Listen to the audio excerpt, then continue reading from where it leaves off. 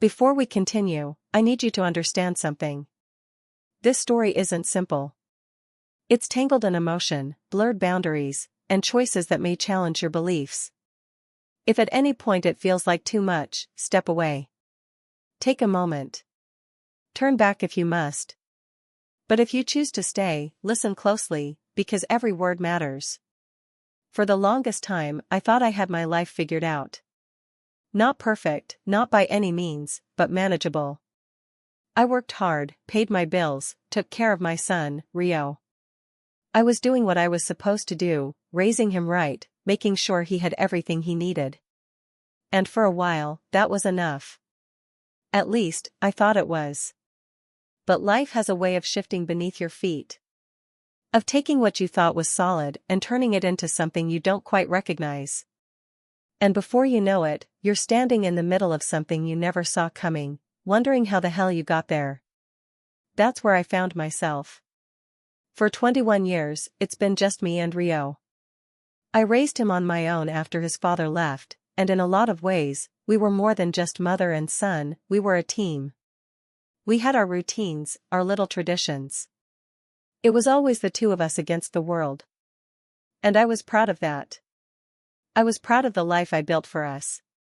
It wasn't always easy, but we got through it together. People would always say things like, "You must be so strong to do it all on your own." And I'd smile and nod, like it was a badge of honor. But strength has a funny way of turning into something else when you're alone long enough. I never really thought about how lonely I was. Or maybe I just didn't let myself. When you spend years putting someone else first, you stop noticing your own empty spaces. I had my job, my house, my son. I had responsibilities. I didn't have time to sit around thinking about what was missing. And even when I did try, dating, meeting new people, it never seemed to work out. Men my age were either chasing something younger or carrying too much baggage of their own. And the ones that seemed interested? They didn't really see me. Not all of me, anyway. So after a while, I just stopped looking. I convinced myself I didn't need it. That I was fine.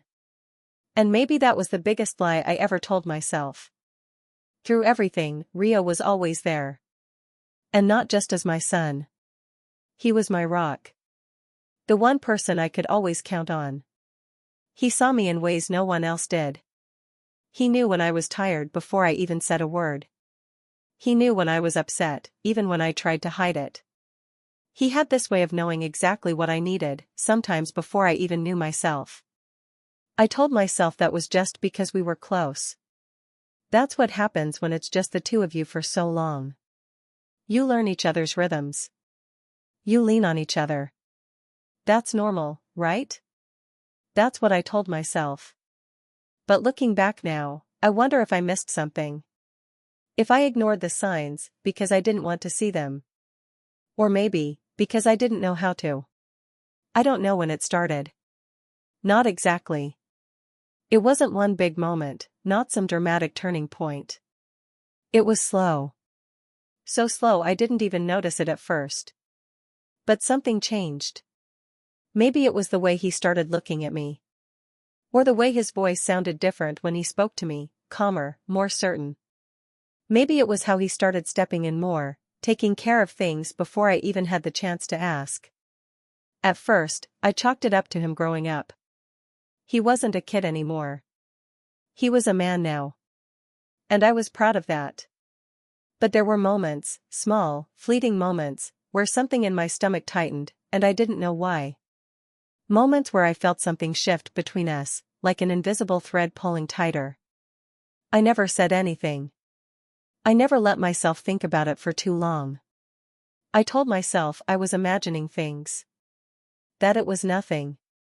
But deep down, something told me it wasn't. Rio started taking care of me in ways that felt different. Not just as a son, but something else. He'd tell me to sit down while he handled things around the house. He'd remind me to eat, to rest, to slow down.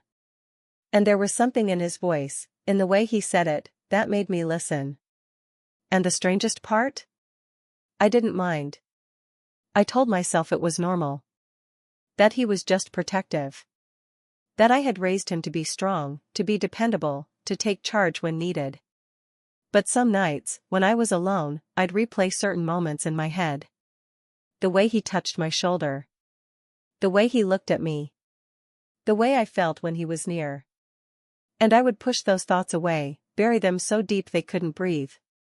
Because the last thing I wanted to admit was that I didn't want them to go away. People like to believe that life is simple. That right and wrong are clear-cut, that certain lines aren't meant to be crossed. But what no one tells you is how easy it is to step over that line without even realizing it. And once you do, there's no going back. If you're still with me, don't forget to like this video, share your thoughts in the comments, and subscribe for more stories like this. Trust me, there's so much more to uncover. It started with something small. A conversation over dinner. A moment that should have come and gone without a second thought. But looking back, I think that was the night something shifted. The night things started moving in a direction I wasn't ready for, or maybe, one I had been ignoring for too long. It was a Wednesday. I remember because Wednesdays were always the nights Rio and I had dinner together, just the two of us, no distractions. It was our thing. Something we never missed, no matter how busy life got. And that night, everything felt normal, at least at first.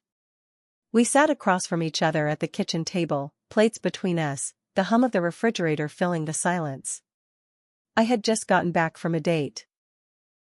Another one of those meaningless, awkward dinners where you spend the whole night pretending to be interested in someone who doesn't really see you. Someone who only hears the parts of your story they want to hear and ignores the rest. I told Rio about it, not thinking much of it.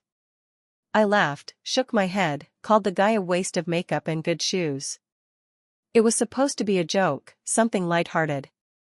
But Rio, he didn't laugh. He set his fork down, his expression unreadable. For a second, I thought he was about to say something, but he just sat there, staring at his plate like he was trying to hold something back. "Why do you even bother?" he finally said, his voice low, almost casual, too casual. I blinked at him. "What do you mean?" He shrugged, but there was an edge to it, like he was keeping his emotions in check. "These guys. You always come home disappointed. Why even put yourself through it?" I scoffed, waving him off. "Well, I can't exactly spend the rest of my life alone, Rio." He was quiet for a moment. Then, slowly, he looked up at me, his gaze steady, unreadable. "Why not?" The question hit me in a way I wasn't expecting. It shouldn't have meant anything. But the way he said it, the way he was looking at me, something about it made my stomach tighten. I let out a small, awkward laugh. Because people aren't meant to be alone forever. His jaw tensed slightly, his fingers curling against the table. "You're not alone." Silence. Thick, heavy. I opened my mouth to say something, anything, but nothing came out. The moment stretched, hanging between us like something fragile, something I didn't dare touch. And then, just as quickly as it came, Rio picked up his fork again, taking another bite of his food like nothing had happened. Like he hadn't just said something that sent my thoughts spiraling. I forced myself to do the same, to pretend I didn't feel the shift in the air. But that night, when I lay in bed staring at the ceiling, his words kept replaying in my head. "You're not alone." I don't know what I was thinking that night. Maybe I wasn't thinking at all. It wasn't planned. I didn't mean to end up outside his door, standing there in the dim light of the hallway, feeling ridiculous. But my feet had carried me there before my mind could catch up, and by the time I realized what I was doing, I had already knocked. There was silence for a moment. A second where I thought maybe he hadn't heard me, and I could still turn back before this became something I had to explain to myself.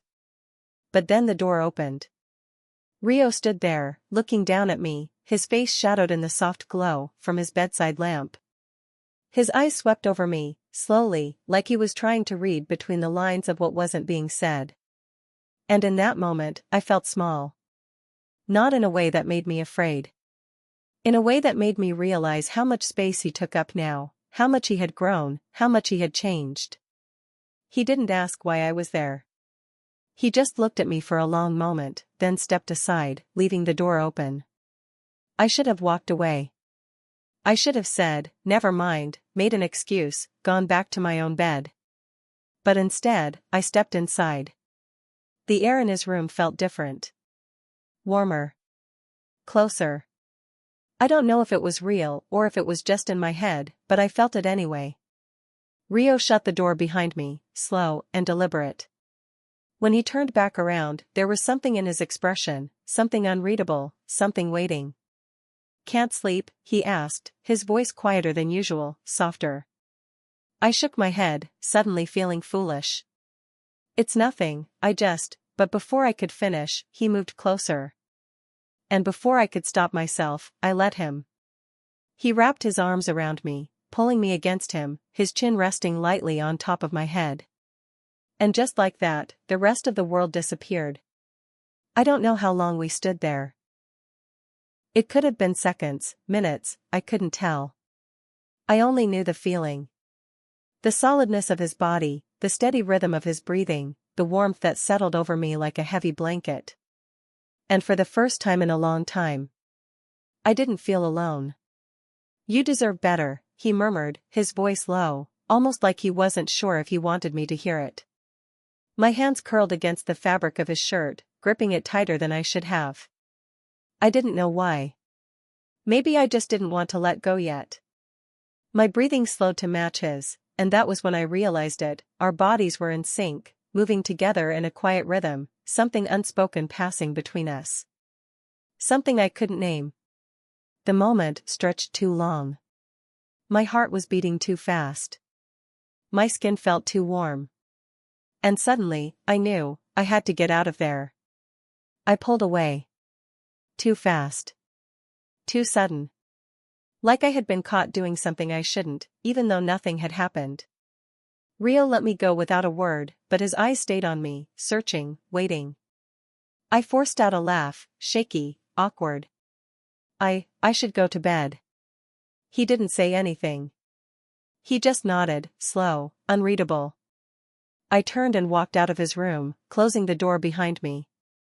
And as I stood in the hallway, staring at the floor, trying to gather myself, I realized something.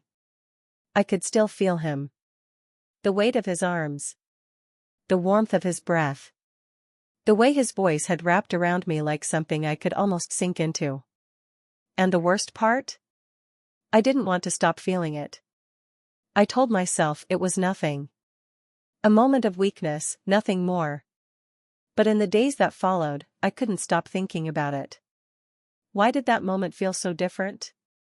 Why did I feel something I shouldn't? Every time I closed my eyes, I saw him. Felt the way his arms tightened around me, the way his voice wrapped around my name like it belonged to him. And then there were my dreams. Restless. Too vivid. Dreams where his touch lingered, where the space between us disappeared. I'd wake up breathless, heart pounding, a sick sort of guilt curling in my stomach. And Rio, he started acting differently too. More assertive. More present. His touches lingered longer. His voice carried a weight it didn't before. And when he looked at me, it was like he saw something I wasn't ready to name. I kept telling myself nothing had changed. That it was all in my head. But deep down, I knew better. I thought I could forget that night. I thought if I ignored it, buried it deep enough, it would go away. But thoughts like that don't disappear. They settle in the corners of your mind, waiting. And no matter how much you try to drown them out, they whisper back to you when you least expect it. And I was listening. I don't know when it started. Maybe it was a few nights later, or maybe the very next day. I can't remember. All I know is that once the thought took root, I couldn't stop myself from feeding it. I would catch myself staring into space, my mind wandering back to that moment in his room. The way his arms felt around me. The way my body had melted against his without hesitation. The way I had pulled away, not because I wanted to, but because I was afraid of what it meant that I didn't want to. The questions came next. The kind I didn't want to ask myself but couldn't seem to stop. Why had it felt so different? Why had my heart raced the way it did? Why did my body react the way it had? Why couldn't I stop thinking about it? I knew it was wrong to let my mind go there. I knew I was stepping onto dangerous ground, but the more I tried to push it away, the stronger it came back. And then, one night, I made a mistake. It started innocently, at least, that's what I told myself. A late-night internet search, nothing more. A simple question typed into the search bar, my fingers hovering over the keyboard for a long time before I pressed enter. Power dynamics in relationships. The results flooded the screen instantly: articles, forums, personal experiences. I clicked on one, then another, then another. I told myself I was just curious, that I just wanted to understand what was happening in my own head, that I wasn't actually looking for answers. But I was lying to myself. Because the deeper I read, the more I felt something inside me unraveling. The descriptions, the emotions, the experiences, everything I had been trying to ignore was spelled out in front of me in black and white. The idea of surrender, of letting go, of handing over control to someone you trust. The fear. The thrill. The helplessness. My stomach twisted, my skin warm, my breath shallow. I closed the laptop too fast, shoved it away like it had burned me. But the words were already in my head, repeating over and over. Submission. And the worst part? I wasn't repulsed by it. I wasn't scared. Not really. I was intrigued. That night, I couldn't sit still. I paced the living room, my mind spinning, my hands clammy. I had spent the last hour trying to convince myself that it was just curiosity, that it didn't mean anything. But no matter how much I tried to reason with myself, I couldn't ignore the truth. I wanted to know what it felt like. I wanted to understand why the idea of it made my breath catch, why my body tensed at the thought of surrendering control, why I couldn't shake the feeling that I had been missing something my entire life. I didn't hear him come in at first. I was so lost in my own head that I didn't notice him standing there, watching me. "You okay?" His voice made me jump, my heart slamming against my ribs. I turned too quickly, my pulse racing. He was leaning against the doorway, arms crossed, his expression unreadable. I opened my mouth, tried to form some excuse, but nothing came out. I must have looked guilty because his eyes narrowed slightly. "What's wrong?" I hesitated, swallowing hard. "Nothing. I'm fine." Rio didn't move. He just kept watching me, his gaze steady, unwavering. And then, after a long moment, he asked the question that changed everything. "Do you trust me?" I froze. Of all the things he could have said, I wasn't expecting that. My mouth went dry. My chest tightened. Something in his voice made my stomach twist, something low and steady, something calm yet firm. Like he already knew the answer. And the truth was, I did. I had always trusted him. He had always been the one person I could rely on, the one who had never let me down, the one who had always known what I needed before I did. So I nodded. He took a step forward, slow and deliberate, his gaze locked onto mine. My breath caught as he reached out, his fingers tilting my chin up until I was looking directly at him. And then he said it. "Then let me take care of you." The air in the room shifted. My pulse pounded in my ears. Everything inside me screamed to step back, to break the moment, to pretend I didn't understand what he meant. But I did. I understood every word. I should have said no. I should have laughed it off, told him he was being ridiculous, turned around and walked away. But I didn't. I stood there, frozen, my body betraying me, before my mind could catch up. My breathing was shallow, my chest rising and falling too fast. My hands trembled at my sides. And then, Rio's voice cut through the silence again. "Say the word, and I'll stop." It was a test. A way out. A final chance to turn back. But I didn't take it. I could have. I should have. But my lips never moved. My voice never came. And just like that, the line was gone. I woke up before the sun. Before the house stirred. Before I had to face what I had done. For a brief moment, before I was fully awake, I thought I had dreamt it. That I had imagined everything, the heat of his breath, the weight of his hands, the way my body had responded without hesitation. But then I shifted under the blankets, and I felt it, the ache. The rawness of my skin. The undeniable proof that last night had been real. Panic hit me so fast it almost stole my breath. My heart pounded, my stomach twisted. My body was betraying me, whispering truths I didn't want to hear. I squeezed my eyes shut, willing it all away, but the memories came flooding back, relentless and sharp. I couldn't stay in bed. I couldn't be in this room, wrapped in the air of what had happened. I threw the covers off and forced myself up, my legs shaky beneath me. I made it to the bathroom, gripping the edge of the sink, staring at my reflection. I didn't recognize the woman looking back at me. Same face. Same tired eyes. But there was something else now. Something in the way my lips were slightly swollen. Something in the way my skin looked different. Marked, not by bruises, but by something deeper. Something that had taken root inside me. My hands clenched into fists on the counter. I took a slow, shaky breath and whispered to my reflection, "What have I done?" The words hung in the air, accusing, unshakable. I wanted to blame the wine. The loneliness. I wanted to tell myself it was a mistake, a moment of weakness, something I could forget and move past. But deep down, I knew that wasn't true.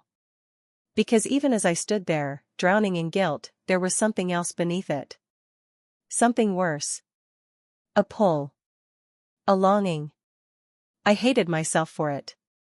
I stayed in my room for as long as I could, but eventually, I had to face him. The smell of coffee was the first thing that hit me as I stepped into the kitchen.